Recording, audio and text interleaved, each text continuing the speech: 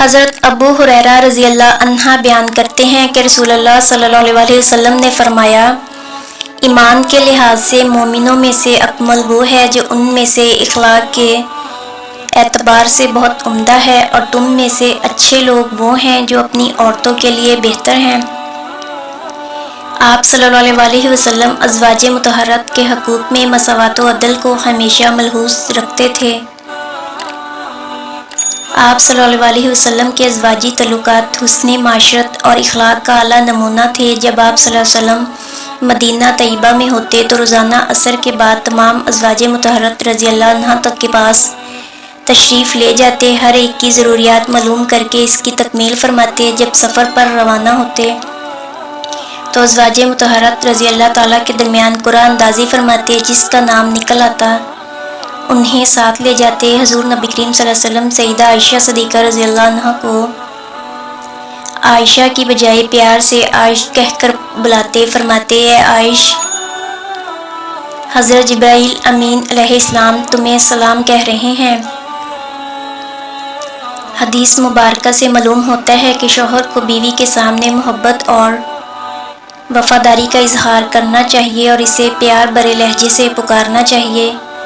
جب حضور نبی کریم صلی اللہ علیہ وسلم اس قدر محبت کا معاملہ فرماتے تو جواباً سیدہ عائشہ صدیقہ رضی اللہ عنہ بھی اسی قدر محبت کا معاملہ کرتیں۔ خود فرماتی ہیں کہ جب حضور کریم صلی اللہ علیہ وسلم عشاء کے بعد میری باری میں گھر تشریف لاتے تو میں فرط محبت میں اکثر یہ اشعار پڑھتی، ایک سورج تو ہمارا ہے اور ایک سورج آسمان کا ہے، میرا سورج آسمان کے سورج سے بہتر ہے، کیونکہ آسمان کا سورج تو فجر کے بعد طلوع ہوتا ہے اور میرا سورج عشاء کے بعد طلوع ہوتا ہے اور اس کی روشنی عشاء کے بعد بھی باقی رہتی ہے۔ ایک مرتبہ حضور نبی کریم صلی اللہ علیہ وسلم نے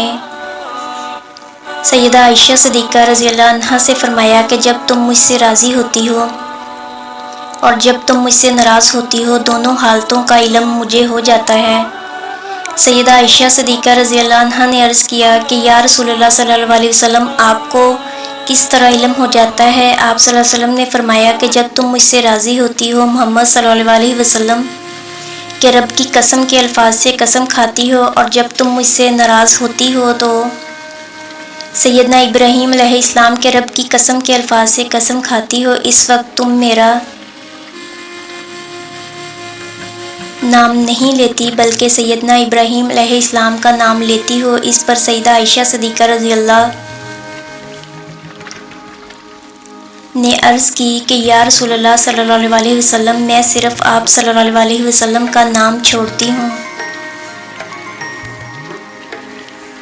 نام کے علاوہ کچھ نہیں چھوڑتی، یعنی میرے دل میں آپ صلی اللہ علیہ وسلم کی محبت عقیدت